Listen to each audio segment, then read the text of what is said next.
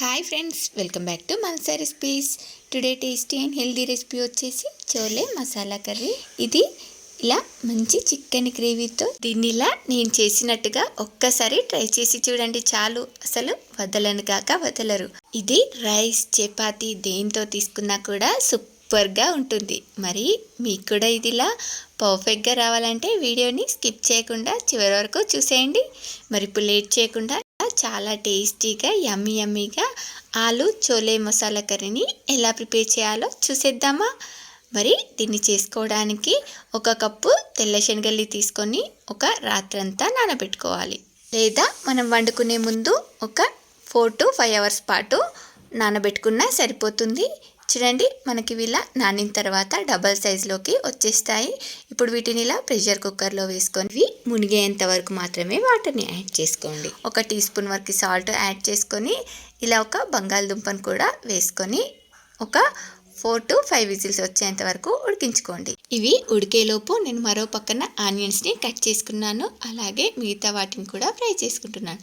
దీనికోసం ఇలా సరిపడా ఆయిల్ని వేసుకోండి. నేను ఇక్కడ ఒక 3 టేబుల్ స్పూన్స్ వరకు ఆయిల్ వేసుకొని ఒక 2 ఇలాచి, 2 లవంగా, చిన్న దాల్చిన చెక్క, అలాగే 2 ఆనియన్స్ని, అలాగే 1 టీ స్పూన్ సాల్ట్ని కూడా వేసుకొని వీటిని బాగా ఫ్రై చేసుకోవాలి. చూడండి, ఈలోపు మనకు శనగలు కూడా ఉడికిపోయాయి. స్టవ్ ఆపేయండి.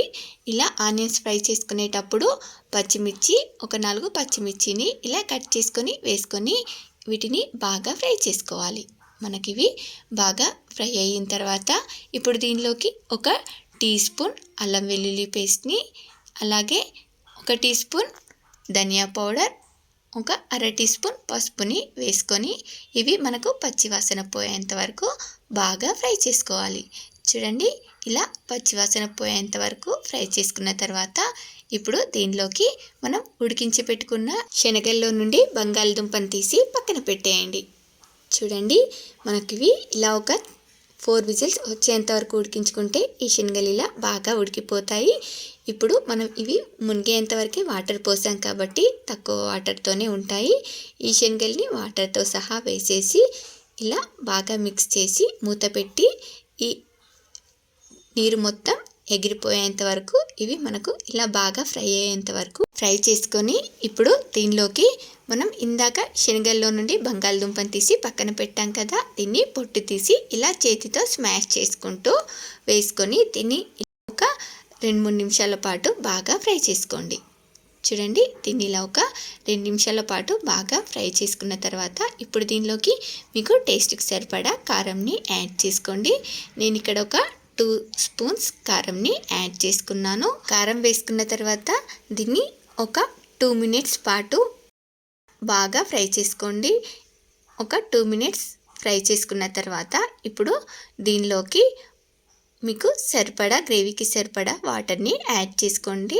వాటర్ని వేసుకున్న తర్వాత దీన్ని ఇలా వీడియోలో చూపిస్తున్నట్టుగా ఒక్కసారి గరిటెతో స్మాష్ చేసుకోండి.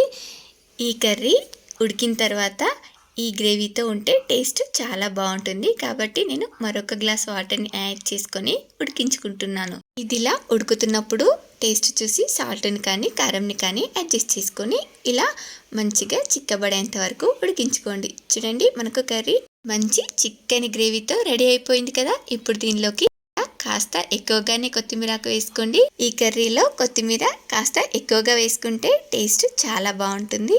చూడండి, మనకు ఈ కర్రీ ఎంత బ్యూటిఫుల్గా మంచి చికెన్ గ్రేవీతో రెడీ అయిపోయింది కదా. మరి మీకు కూడా నచ్చిందా? చూస్తుంటేనే తినాలనిపిస్తుందా? అయితే మీరు కూడా ఒకసారి ఇలా ట్రై చేసి ఎలా వచ్చిందో కామెంట్ బాక్స్లో నాతో షేర్ చేసుకోండి. అలాగే మీకు ఈ రెసిపీ కనుక నచ్చినట్లయితే ఒక లైక్ చేసి కామెంట్ చేయండి. అలాగే మీ ఫ్రెండ్స్ అండ్ రిలేటివ్స్కి కూడా షేర్ చేసి మరిన్ని టేస్టీ అండ్ హెల్దీ రెసిపీస్ కోసం మనసా రెసిపీస్ ఛానల్ని సబ్స్క్రైబ్ చేసి దాని పక్కనే ఉన్న బెల్ సింబల్ని క్లిక్ చేయండి. Thank you for watching my video.